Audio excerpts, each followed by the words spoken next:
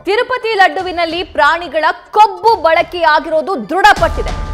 ಲಡ್ಡುವಿನಲ್ಲಿ ಪ್ರಾಣಿ ಕೊಬ್ಬು, ಮೀನು ಎಣ್ಣೆ ಅಂಶ ಪತ್ತೆಯಾಗಿದೆ. ಲ್ಯಾಬ್ನಲ್ಲಿ ಲಡ್ಡು ಪರೀಕ್ಷೆಗೆ ಒಳಪಡಿಸಿದ ಸಂದರ್ಭದಲ್ಲಿ ಈ ಅಂಶಗಳು ಪತ್ತೆಯಾಗಿವೆ. ಲಡ್ಡುವಿನಲ್ಲಿ ಪ್ರಾಣಿಯ ಕೊಬ್ಬು, ಬೀಫ್, ಮೀನಿನ ಎಣ್ಣೆ ಅಂಶ ಪತ್ತೆಯಾಗಿದೆ. ಸಿಎಂ ಚಂದ್ರಬಾಬು ನಾಯ್ಡು ಹೇಳಿಕೆಗೆ ಪುಷ್ಟಿ ಕೊಟ್ಟಂತಹ ವರದಿ. ಹಿಂದೆ ಜಗನ್ ಮೋಹನ್ ಅವರು ಸಿಎಂ ಆಗಿದ್ದ ಸಂದರ್ಭದಲ್ಲಿ ಜಗನ್ ವಿರುದ್ಧ ನಾಯ್ಡು ಈ ಆರೋಪವನ್ನ ಮಾಡ್ತಾರೆ.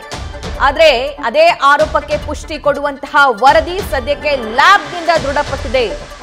ಶುದ್ಧ ಸಸ್ಯಾಹಾರ ಪ್ರಸಾದವನ್ನ ತಿರುಪತಿಯಲ್ಲಿ ನೀಡಲಾಗುತ್ತೆ.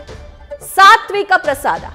ಸೊ ಅಂತಹ ಪ್ರಸಾದದಲ್ಲಿ ಕೊಬ್ಬು, ಬೀಫ್ನ ಕೊಬ್ಬು, ಮೀನಿನ ಎಣ್ಣೆಯಂತಹ ಅಂಶಗಳು ದೃಢಪಟ್ಟಿರೋದು ನಿಜಕ್ಕೂ ಆಘಾತಕಾರಿ ವಿಷಯ.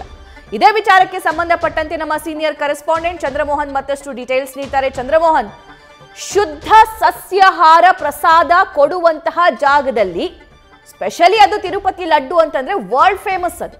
ಸೊ ಆ ಲಡ್ಡು ಪ್ರಸಾದದಲ್ಲಿ ಈ ನಾನ್ ವೆಜ್ ಅಂಶ ಪತ್ತೆಯಾಗಿದೆ, ಆ ಆಯಿಲ್ ಅಂಶ ಪತ್ತೆಯಾಗಿದೆ ಅನ್ನೋ ಆಘಾತಕಾರಿ ಸುದ್ದಿ ದೃಢವಾಗ್ತಾ ಇದೆ. ಈ ಬಗ್ಗೆ ಹೆಚ್ಚಿನ ಡೀಟೇಲ್ಸ್ ಏನಿದೆ?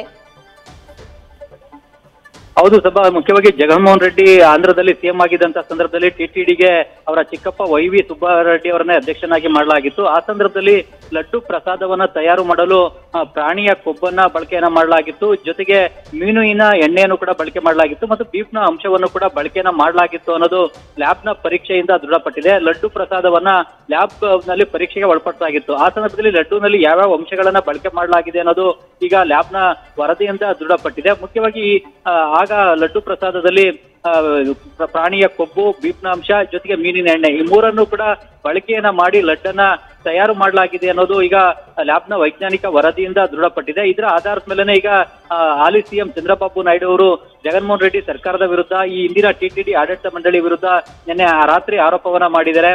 ಪವಿತ್ರವಾದಂತಹ ತಿರುಪತಿ ತಿರುಮಲದಲ್ಲೂ ಕೂಡ, ಮುಖ್ಯವಾಗಿ ದೇವರ ಪ್ರಸಾದದಲ್ಲೂ ಕೂಡ ಲಡ್ಡುನಲ್ಲಿ ಪ್ರಾಣಿಯ ಕೊಬ್ಬನ್ನ ಬಳಕೆಯನ್ನ ಮಾಡಲಾಗಿದೆ. ಈ ಮೂಲಕವಾಗಿ ಅಪವಿತ್ರವನ್ನ ಮಾಡಲಾಗಿದೆ. ಹಿಂದೂಗಳ ಭಾವನೆಗೆ ಧಕ್ಕೆಯನ್ನ ತರಲಾಗಿದೆ. ನಾನು ಮುಂದೆ ಈ ರೀತಿ ಆಗ್ಲಿಕ್ಕೆ ಅವಕಾಶವನ್ನ ಕೊಡೋದಿಲ್ಲ. ಆಂಧ್ರ ಪ್ರದೇಶದಲ್ಲಿ ತಿರುಪತಿ ತಿರುಮಲ ಇರುವಂತದ್ದೇ ನಮ್ಮ ಅದೃಷ್ಟ. ಇದರ ಪಾವಿತ್ರ್ಯತೆಯನ್ನ ನಾವು ಕಾಪಾಡ್ಕೊಂಡು ಹೋಗ್ತೇವೆ ಅಂತೇಳಿ ಈಗ ಚಂದ್ರಬಾಬು ನಾಯ್ಡು ಅವರು ಹೇಳಿದ್ದಾರೆ. ಆದ್ರೆ ಈ ಚಂದ್ರಬಾಬು ನಾಯ್ಡು ಅವರ ಆರೋಪವನ್ನ ಮುಖ್ಯವಾಗಿ ವೈಎಸ್ಆರ್ ಕಾಂಗ್ರೆಸ್ ಪಕ್ಷದ ನಾಯಕರು ತಳ್ಳಿ ಹಾಕ್ತಾ ಇದ್ದಾರೆ. ಆ ರೀತಿ ಹಿಂದೆ ಯಾವುದೇ ಪ್ರಾಣಿಯ ಕೊಬ್ಬನ್ನ ಅಥವಾ ಮೀನಿನ ಎಣ್ಣೆಯ ಅಂಶವನ್ನ ಪ್ರಸಾದದಲ್ಲಿ ಬಳಕೆಯನ್ನ ಮಾಡಿಲ್ಲ. ಇದೆಲ್ಲವೂ ಕೂಡ ಸುಳ್ಳು ಆರೋಪ.